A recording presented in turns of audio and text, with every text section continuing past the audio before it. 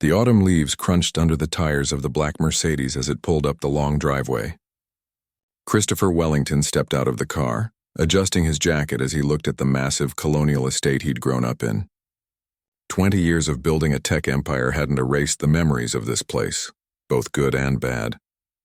Today was his mother's 70th birthday, and despite everything, family was still family. The estate looked exactly as he remembered it. Perfectly manicured lawns stretched out in every direction, and the white columns of the main house gleamed in the afternoon sun. His mother, Eleanor, had insisted on hosting the celebration here rather than at any hotel or restaurant. She wanted to show off, as she always did, to remind everyone of the Wellington name and what it meant in Connecticut society. Christopher walked up the stone steps, his shoes clicking against the marble. Before he could ring the doorbell, the door swung open. His mother's butler, an older man named Harold who'd been with the family for 30 years, greeted him with a warm smile. "Master Christopher, wonderful to see you," Harold said, his eyes crinkling at the corners. "Harold, I've told you 100 times.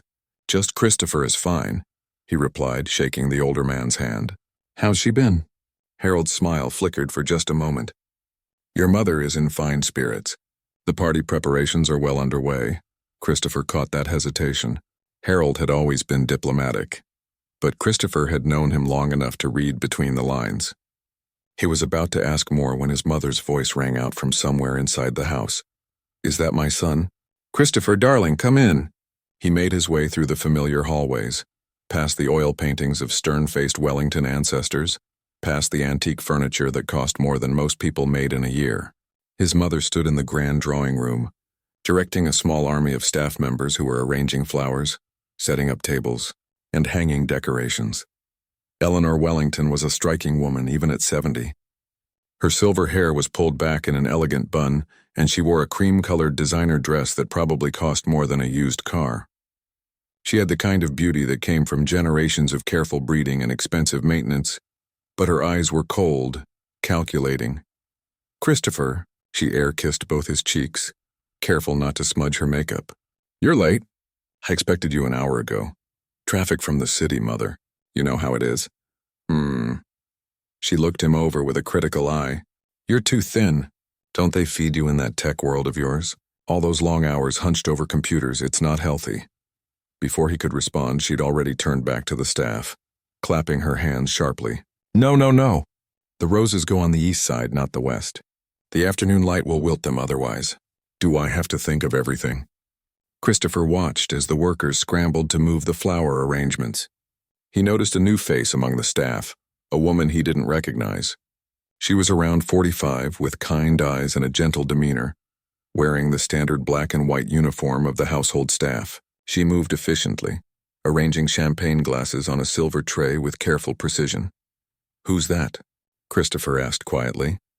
His mother glanced over dismissively. "Oh, that's the new housekeeper. Grace something or other. Her references were adequate, and she works hard enough, I suppose. Though you can never be too careful these days." Something in his mother's tone made Christopher's jaw tighten, but he let it pass. He'd learned long ago that confronting his mother's prejudices head-on only made her dig in deeper. Instead, he'd tried to lead by example, building a company known for its diversity and inclusion. His mother had never understood it, had never tried to. The afternoon wore on with more preparations.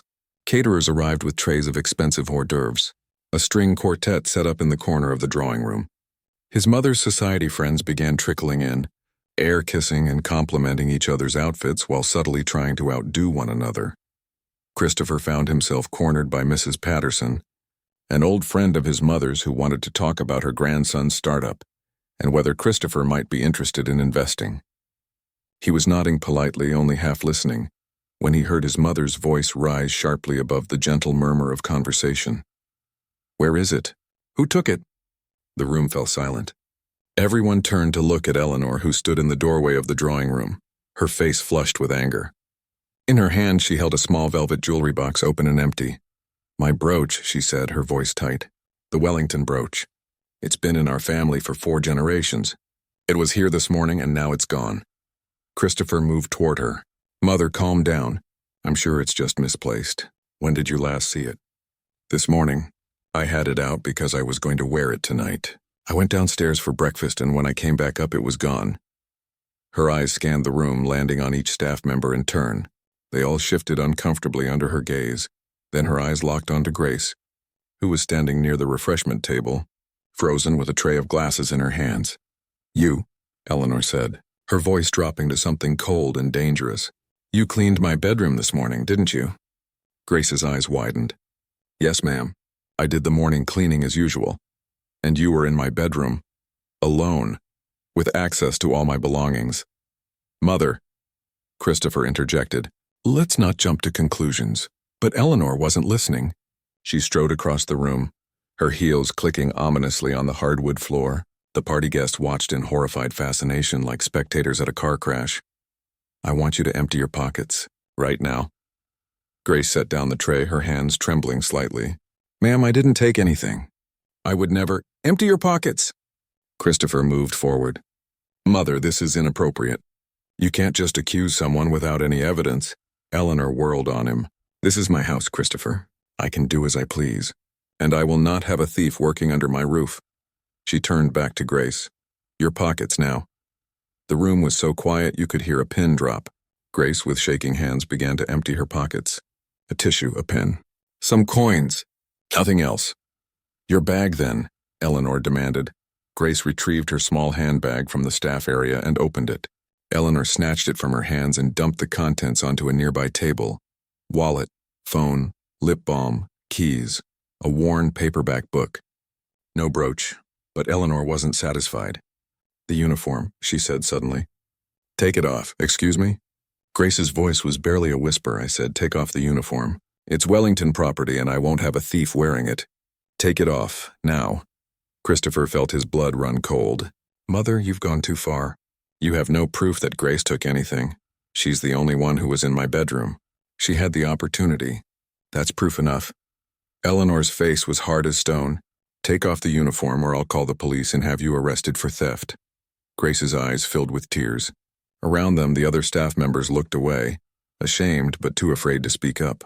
The party guests whispered behind their hands, some looking shocked, others nodding in agreement with Eleanor's actions. "Please," Grace said softly. "I need this job. I'm putting myself through nursing school. I have 2 kids. I didn't take anything, I swear. The uniform. Now." Christopher started to move forward, but Harold caught his arm, shaking his head slightly. The old butler had seen Eleanor in these moods before. There was no stopping her once she'd made up her mind, and interfering would only make things worse for everyone involved. With trembling hands, Grace began to unbutton the black dress. The room watched in uncomfortable silence as she removed the uniform, standing there in just her slip and shoes. Tears streamed down her face, but she held her head up, refusing to completely break down. Eleanor snatched the uniform from her hands, holding it at arm's length as if it were contaminated. "Get out of my house," she said coldly. "Harold will mail you whatever wages you're owed. But my things are in the staff quarters. You can collect them later. Leave. Now."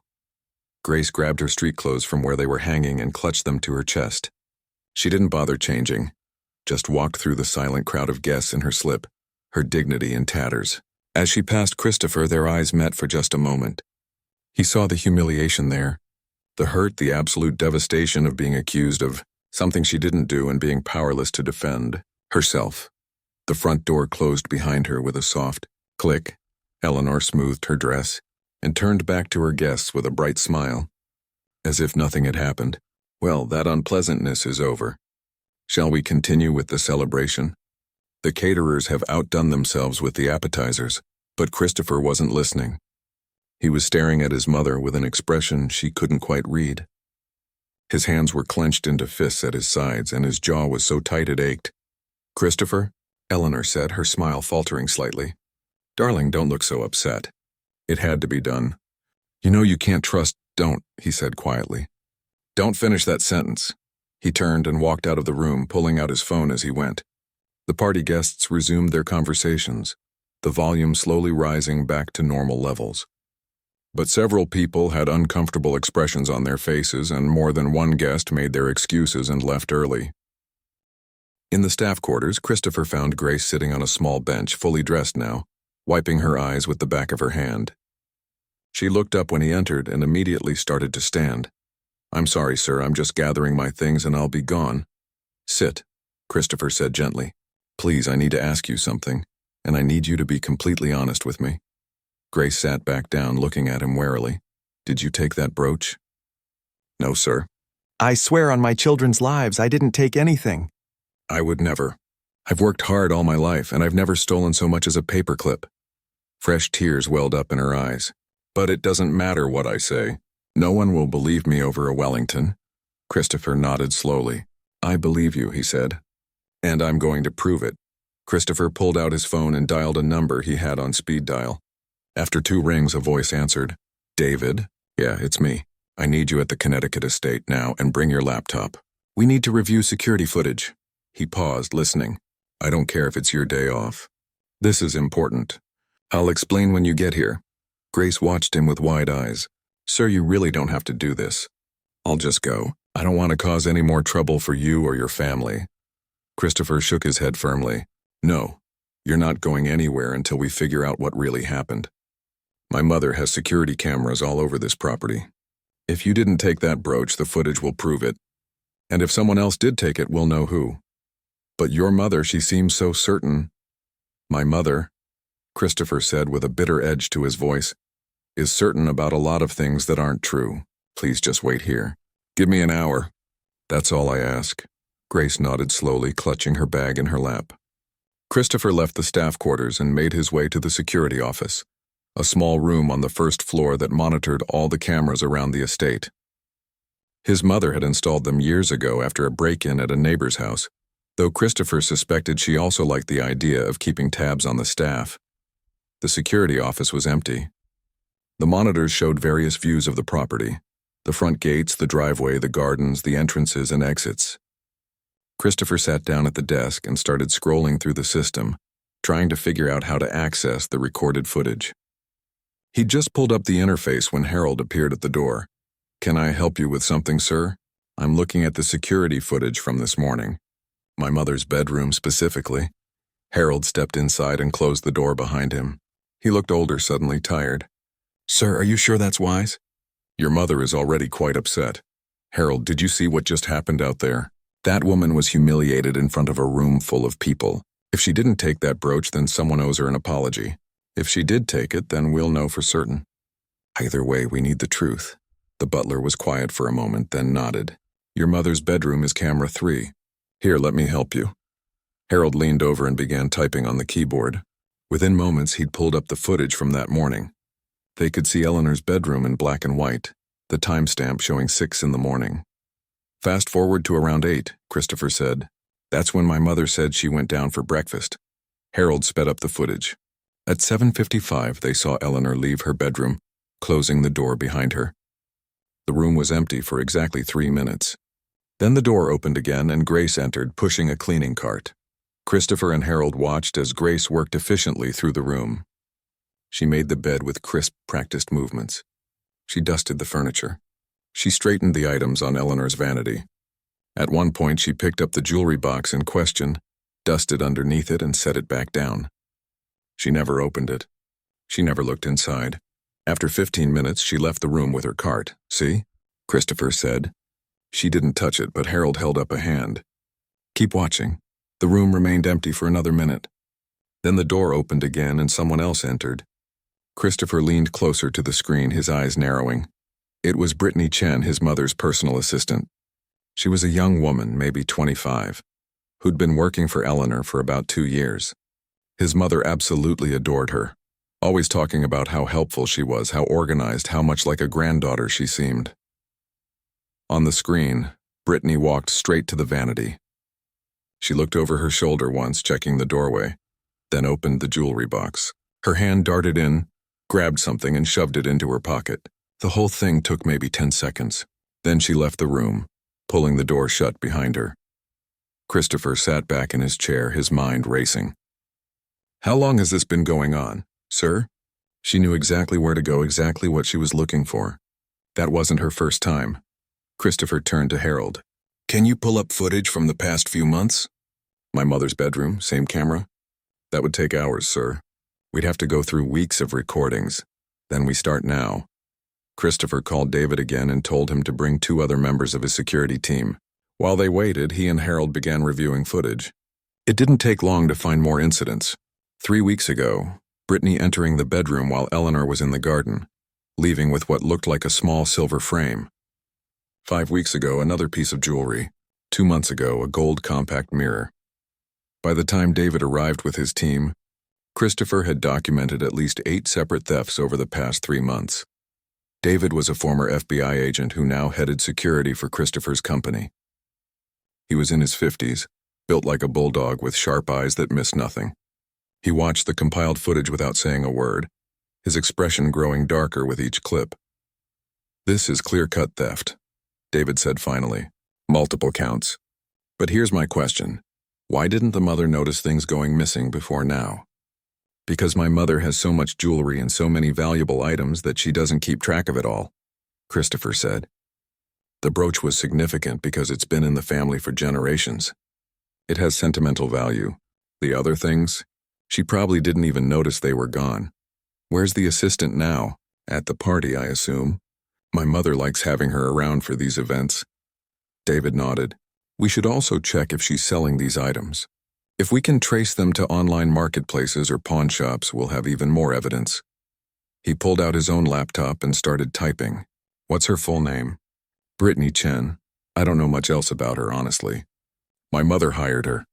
While David worked on tracking down Brittany's online presence, Christopher went back to the party. The celebration was in full swing now. Music playing, guests laughing and drinking champagne. He spotted Brittany immediately. She was standing near the refreshment table, holding a glass of wine, chatting with some of the other young people who'd been invited. She looked so normal, so innocent. She had a bright smile and friendly eyes, and she was wearing a tasteful blue dress that his mother had probably bought for her. Christopher felt a surge of anger. This woman had systematically stolen from his mother for months, and when the theft was finally discovered, she'd stood by silently and let Grace take the blame. He approached her casually. "Brittany, right? I don't think we've properly met. I'm Christopher, Eleanor's son." She lit up immediately. "Oh, Mr. Wellington. Your mother talks about you all the time. She's so proud of everything you've accomplished."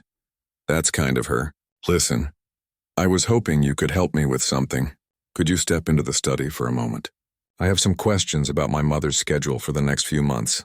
"Of course. Anything to help?" She followed him through the house, chatting pleasantly about the party and how beautiful everything looked. Christopher led her to the study where David and Harold were waiting with the laptop. When Brittany saw them, her smile faltered slightly. "Oh, I thought it was just going to be us. Have a seat, Brittany." Christopher's voice had lost all warmth. She sat down slowly, her eyes darting between the 3 men. "Is something wrong?" Christopher turned the laptop to face her. On the screen was a paused image of her entering Eleanor's bedroom that morning. "Want to tell me what you were doing here?" The color drained from her face. I was just checking on something for Mrs. Wellington. She asked me to." "Don't lie." Christopher pressed play. They all watched as Brittany took the brooch from the jewelry box and pocketed it. Brittany's hands started to shake. "I can explain. Please do." Christopher crossed his arms. For a long moment she said nothing. Then suddenly she burst into tears. "I'm sorry. I'm so sorry. I didn't mean for it to go this far. It started small. Just little things I thought she wouldn't miss. I was going to pay it all back, I swear." "Why?" Harold asked quietly. "Mrs. Wellington paid you well. She treated you like family. I have debts." Brittany wiped her eyes, mascara running down her cheeks. "Gambling debts. I got into some online poker games and I lost way more than I could afford, and the people I owe, they're not patient. I panicked. I saw all these valuable things just sitting around and I thought, she has so much she won't even notice if a few pieces go missing." David pulled up several web pages on his laptop. "These are your eBay listings, aren't they?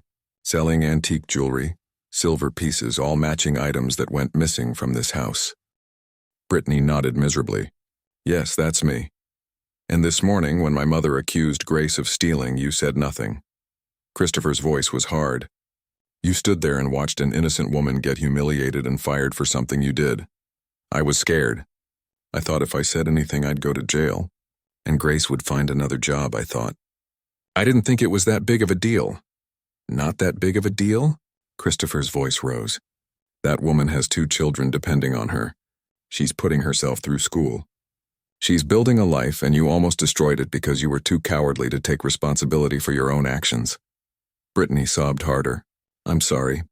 I'm so sorry. Please don't call the police. I'll return everything. I'll pay back whatever I can't return. Just please. Where's the brooch? She reached into her pocket with shaking hands and pulled out a beautiful antique brooch. Gold and emeralds arranged in an intricate pattern. Christopher took it from her without a word. David stood up. I'm going to call the local police. They'll want to take a statement and decide whether to press charges. That's not our call to make. Wait. Christopher held up a hand. Not yet. First, we're going to talk to my mother. He left Brittany in the study with David keeping watch and went to find Eleanor. She was holding court in the drawing room, surrounded by her closest friends, laughing about something. When she saw Christopher approach, her smile faded. Christopher, darling, you look so serious. This is a party. Try to enjoy yourself. Mother, I need you to come to the study. Now, it's important. Can it wait? I'm in the middle of... No, it can't wait. Something in his tone made her stop arguing. She excused herself from her friends and followed him down the hallway. When they entered the study and she saw Brittany's tear-stained face, confusion crossed her features. What's going on? Brittany, dear, what's wrong? Christopher placed the brooch on the desk in front of her. I found your brooch, Mother. And I found who took it. Eleanor picked up the brooch, examining it as if to verify it was real. Where was it? Did that woman hide it somewhere? Grace didn't take it. Christopher pulled up the security footage on the laptop. Brittany did. And she's been stealing from you for months. He played the video. Eleanor watched in silence, her face going through a range of emotions. Shock, disbelief, anger. When the footage ended, she turned slowly to look at Brittany. You? Her voice was barely a whisper. But I trusted you. I treated you like family. I'm sorry, Mrs. Wellington, I'm so sorry. Brittany was crying again. I made terrible mistakes and I'll do anything to make it right. Eleanor stood there holding the brooch, looking smaller somehow than she had an hour ago. Christopher watched her, waiting. This was the moment. This was when she would realize she'd been wrong about Grace, that her assumptions had led her to destroy an innocent woman's dignity. He waited for the apology, for the remorse, for some acknowledgement of what she'd done. But when Eleanor finally spoke, her words weren't what he expected at all. Eleanor set the brooch down on the desk with a sharp click.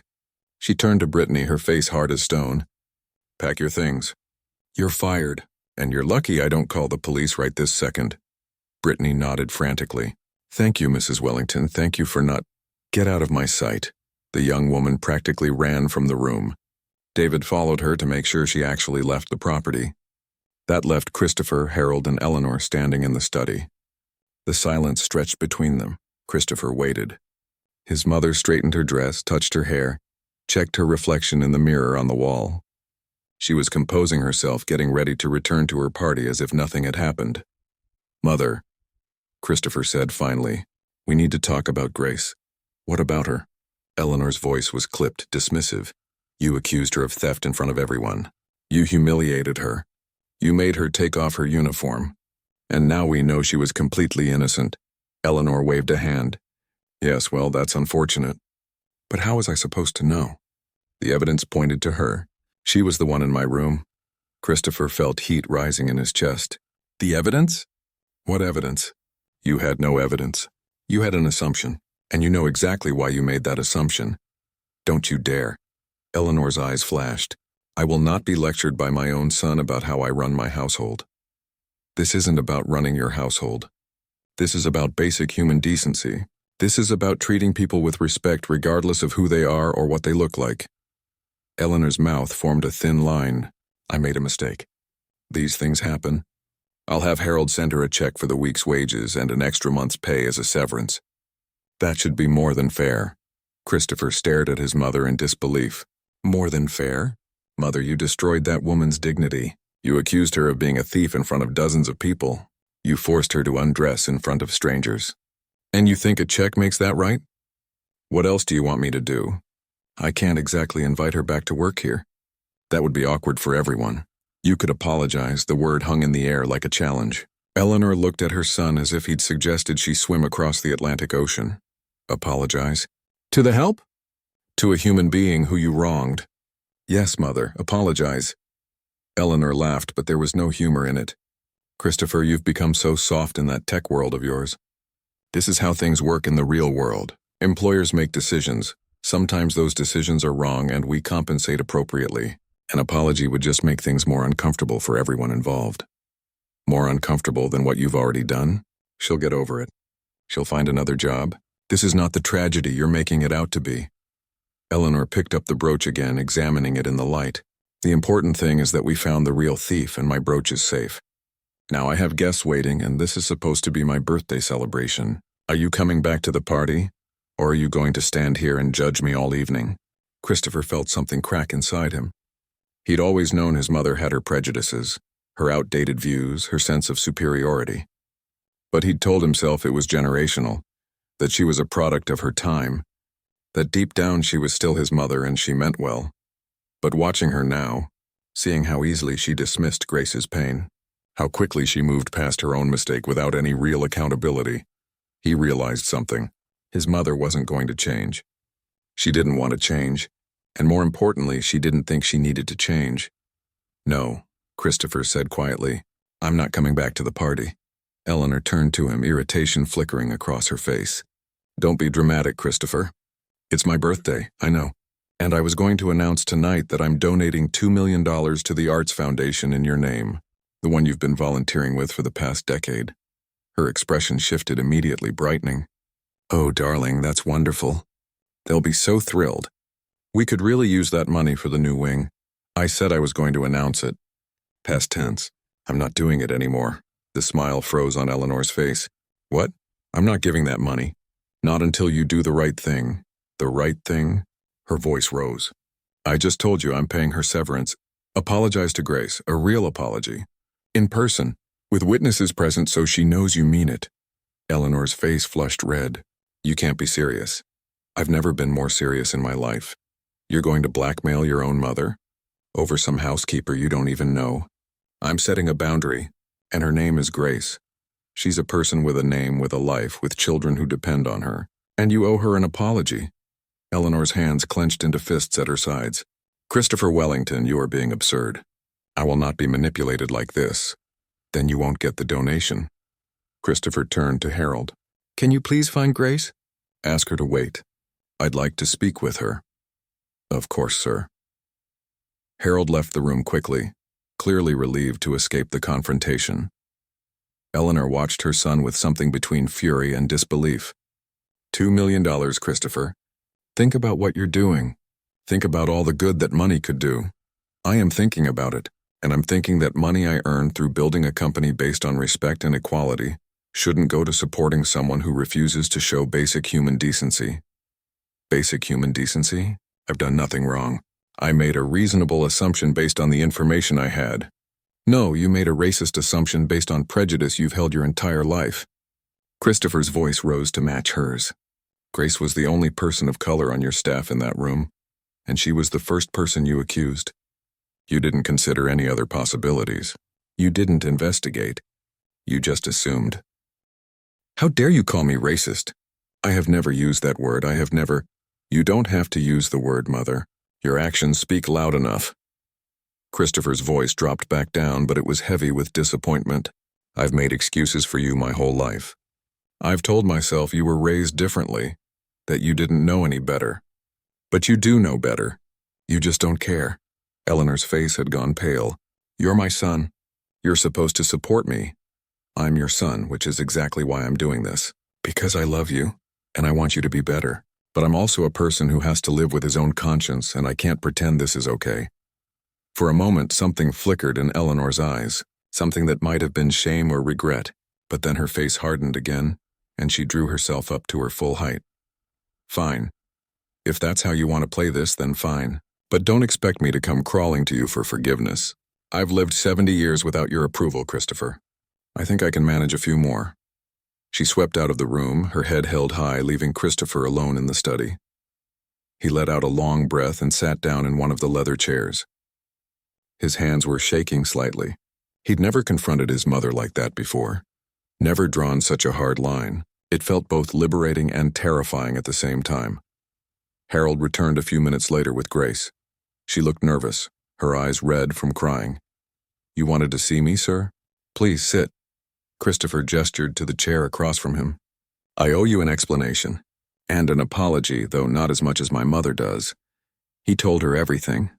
About the security footage, about Brittany's confession, about the evidence of months of theft. Grace listened in silence, her expression shifting from shock to something like vindication. "So I didn't imagine it," she said softly when he finished. "I knew I didn't take anything, but when your mother was so certain, and everyone was looking at me like I was a criminal, I started to wonder if maybe I'd somehow done something wrong without realizing it." "You did nothing wrong. Nothing. What happened to you was unjust and cruel, and you deserved better." Grace nodded slowly. "Thank you for believing me. Thank you for investigating. Most people wouldn't have bothered. Most people should bother. That's the problem." Christopher leaned forward. "I've asked my mother to apologize to you. A real sincere apology. She's refused so far, but I'm not giving up on that. You deserve to hear it. With respect, sir, I don't think your mother is going to apologize to someone like me." "Someone like you?" Grace met his eyes. "You know what I mean. I'm not part of her world. I'm just the help. People like your mother don't apologize to people like me." "They should," Christopher said firmly. "And if I have anything to say about it, she will." Grace was quiet for a moment, then asked, "What happens now? Am I fired?" "No, God, no. You didn't do anything wrong." Christopher pulled out his phone. "Actually, I want to offer you something, but I need to make a call first. Would you mind waiting here for just a few minutes?" She nodded, still looking confused. Christopher stepped out into the hallway and dialed his assistant back at the company. "Jennifer? Hi, I need you to do something for me. I want you to create a new position in the company. Director of Community Relations. Salary range, let's say $150,000 to start. Full benefits, stock options, the works. And I want to add a tuition reimbursement program to our benefits package. Full coverage for employees pursuing degrees in any field." He could hear Jennifer typing on the other end. "Got it. When do you need this by?" "Yesterday. Draft the paperwork tonight. I'll review it tomorrow." "You got it, boss. Anything else?" "Yeah. Start looking into programs that support domestic workers. Rights advocacy, job training, legal assistance, that kind of thing. I want to set up a foundation.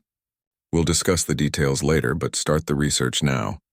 When he returned to the study, Grace was sitting exactly where he'd left her, looking small in the big leather chair. "Grace, I want to offer you a job, not as a housekeeper, as Director of Community Relations at my company."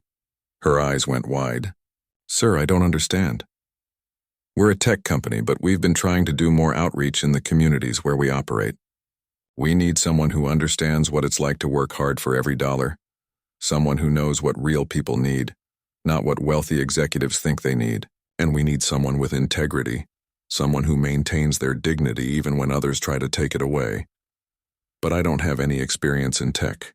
I'm a housekeeper trying to become a nurse. You don't need tech experience. You need people experience, and you clearly have that. As for nursing school, we'll pay for it, all of it. You can pursue your degree while working with us, and when you're done, you can choose which path you want to follow. No strings attached."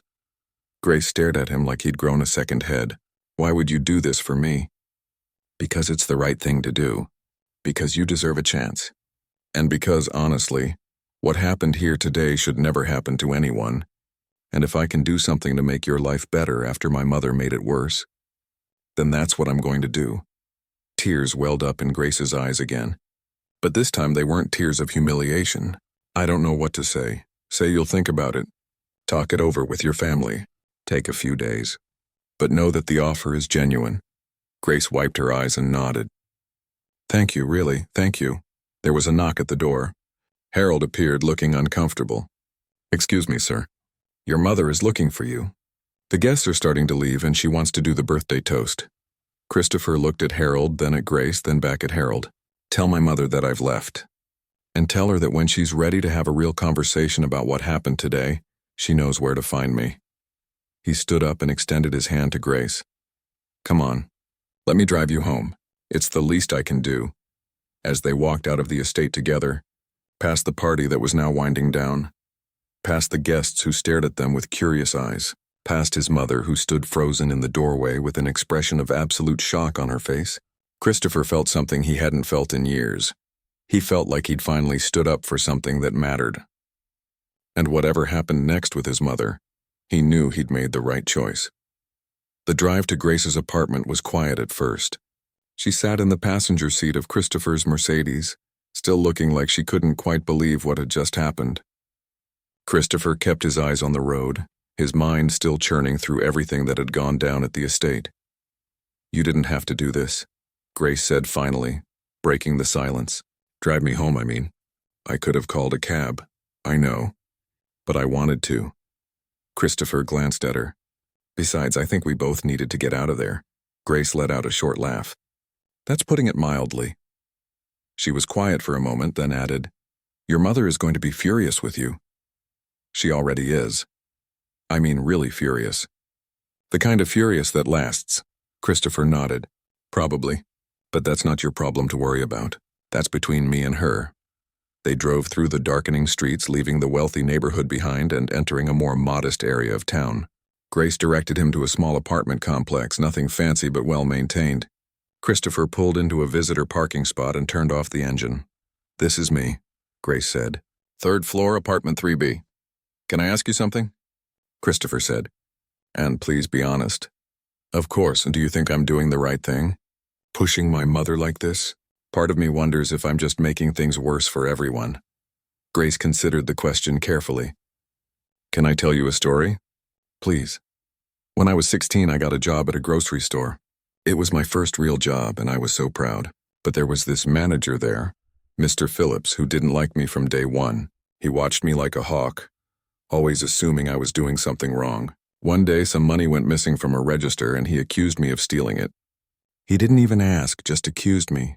Called the police right there in the store in front of customers and everything." Christopher winced. "What happened?"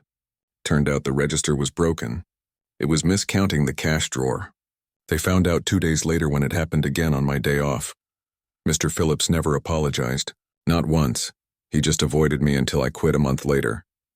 Grace looked at Christopher directly. "I was 16 years old, and I learned that day that some people will always assume the worst about me.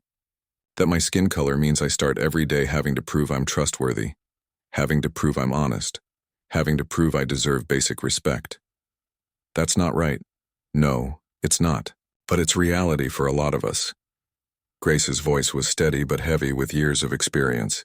"So when you ask me if you're doing the right thing, pushing your mother to apologize? Yes, you are. Because maybe she won't change, but maybe she will. And even if she doesn't, at least one person stood up and said what happened wasn't okay. At least one person believed me. That matters more than you know." Christopher felt his throat tighten. "Thank you for telling me that." Grace opened the car door, then paused. "And about that job offer? I'm going to think about it like you said. But I want you to know, even if I don't take it, what you offered, the fact that you saw me as more than just a maid who got fired, that means everything. Take your time. No pressure. I meant what I said about no strings attached." He watched her walk into the building, then sat in his car for a long moment before driving back to his apartment in the city. He didn't want to stay at the estate tonight. He didn't want to see his mother. The next 3 days were strange. Christopher threw himself into work, but his mind kept drifting back to the party, to his mother's face when he'd left, to Grace's story about the grocery store. His phone rang constantly. His mother called 6 times the first day alone. He didn't answer. She left voicemails that progressed from angry to hurt to indignant. "How could you embarrass me like that at my own party?" The first one said, "I'm your mother." "You owe me more respect than this," said the second. "Everyone is talking about what happened. Do you have any idea how humiliating this is for me?" said the third. He deleted them without listening all the way through. His phone also rang with calls from his mother's friends and distant relatives. People he barely knew, all calling to tell him he was being too hard on Eleanor, that he should apologize, that family was more important than pride. He stopped answering calls from numbers he didn't recognize. On the 3rd day, Harold called. "Master Christopher, I hope you don't mind me reaching out directly." "Harold, of course not. What's going on?" "Your mother is not well. She hasn't left her room since the party. She's barely eating. I'm worried about her. Christopher felt a pang of guilt. Is she sick? Not physically, but emotionally I think this situation is taking a toll. She's not used to being held accountable, if you'll forgive me for saying so. I'm not backing down on this, Harold. I'm not asking you to. Actually, I'm calling because I think you're doing the right thing. I've worked for your mother for 30 years and I've seen how she treats people. How she treated Grace was wrong, and it wasn't the first time something like that has happened. It's just usually not so public. That hit Christopher hard. What do you mean, not the first time? Harold sighed. Over the years, there have been other incidents. Other staff members accused of things they didn't do. Usually they just quit rather than fight it. Your mother surrounds herself with people who don't challenge her, who agree with everything she says. You're the first person in a long time who stood up to her. Then why are you calling? If you agree with me? Because I think she might be starting to crack. She asked me this morning if I thought Grace would talk to her. That's the first time she's mentioned Grace's name since the party. Christopher's heart rate picked up. What did you tell her? I told her that Grace doesn't owe her anything, but that if she wanted to try to make things right, she'd need to do more than just ask. She'd need to actually be sorry. And what did she say? She started crying. Then she went back to her room. Harold paused. I've never seen her cry before, sir. Not in 30 years. After hanging up with Harold, Christopher sat at his desk, staring at his computer screen without really seeing it. His assistant knocked on his door. Jennifer? Come in. She entered holding a tablet. I have those documents you requested. The position description for Director of Community Relations, the tuition reimbursement program details, and the preliminary research on foundations supporting domestic workers. Thanks. Leave them on my desk. I'll review them later. Jennifer hesitated. Are you okay? You seem distracted. Just family stuff. The thing with your mom? I saw it on social media. Christopher's head snapped up. What? Jennifer looked uncomfortable. Someone at the party posted about it. It's kinda gone viral. Nothing identifying Grace specifically, but people are talking about a billionaire who cut off his mom for mistreating a housekeeper. The story's getting shared a lot. She pulled up her phone and showed him. Sure enough, there it was. A thread on social media with thousands of likes and comments. Most of them were supportive of Christopher's actions, praising him for standing up for what was right. But there were also comments criticizing him for airing family business in public, for being disrespectful to his mother, for overreacting. How did this get out? Probably one of the party guests. You know how people are. They see something dramatic, they post about it. After Jennifer left, Christopher sat back in his chair, processing this new development. He hadn't wanted this to become public, but in a way, maybe it was better that it had. At least now his mother couldn't pretend nothing had happened. That evening, Grace called him. Mr. Wellington? It's Grace. I hope it's okay that I'm calling. Of course. Please call me Christopher. How are you? I'm okay. Actually, I'm calling because I wanted to accept your offer. The job, I mean. If it's still available. Really? That's great. Yes, absolutely, it's still available. I talked to my kids about it. My daughter, she's 15, and my son is 12. I told them what happened, and I told them about your offer. My daughter said something that really stuck with me. She said, Mama, you're always telling us to stand up for ourselves and not let people make us feel small. Maybe it's time you did the same thing. Christopher smiled.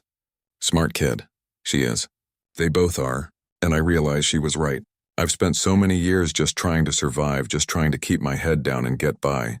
Maybe it's time to do more than survive. Maybe it's time to actually build something. I'm glad, really glad. Can you come by the office tomorrow? We'll get all the paperwork sorted out and I'll introduce you to the team. I'll be there. And Christopher? Thank you. Not just for the job, but for believing me when it mattered. After they hung up, Christopher felt better than he had in days. At least something good was coming from all this mess. The next morning, he was in a meeting when his secretary interrupted. I'm sorry to disturb you, but there's someone here to see you. She says it's urgent. Who is it? Your mother. The room went quiet. Christopher's business partners looked at him with curious expressions. We can take a break, one of them offered. Christopher nodded. Let's reconvene in 30 minutes. He walked to the lobby, his heart pounding. Eleanor stood there in an elegant coat and dress, looking smaller somehow than she usually did. Her makeup was perfect, her hair was perfect, but her eyes looked tired. Mother. Christopher. Her voice was stiff. I need to speak with you. In private. He led her to his office and closed the door. They stood there for a moment, neither of them sitting, neither of them speaking.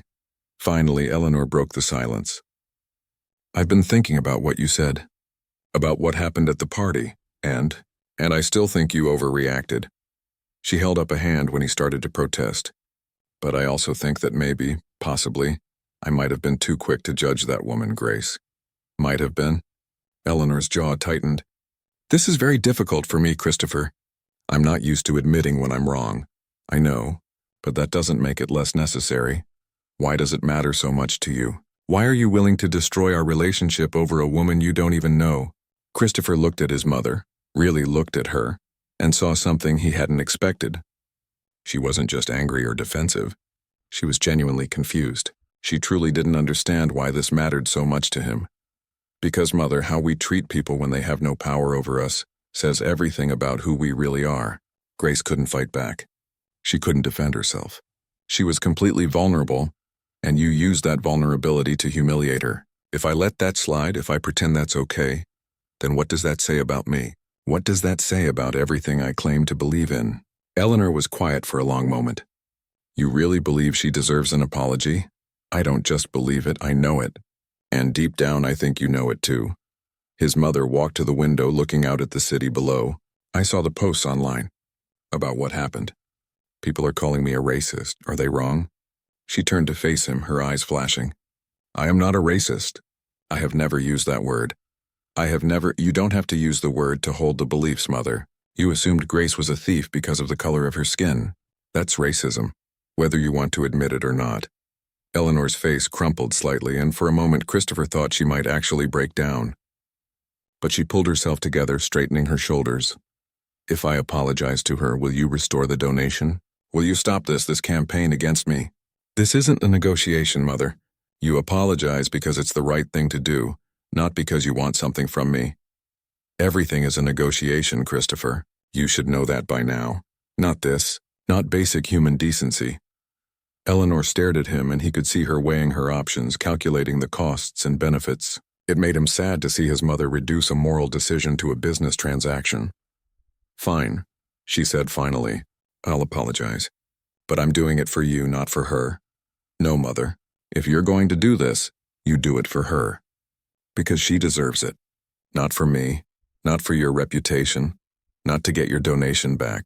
For her. Eleanor looked like she wanted to argue, but something in Christopher's expression must have told her he wasn't backing down. She nodded once sharply. When? Today. She's coming here this afternoon to sign her employment paperwork. You can apologize then. She's working for you now? Yes. As Director of Community Relations. Eleanor's eyebrows rose. You gave a housekeeper an executive position? I gave a qualified, dignified woman an opportunity she earned. There's a difference.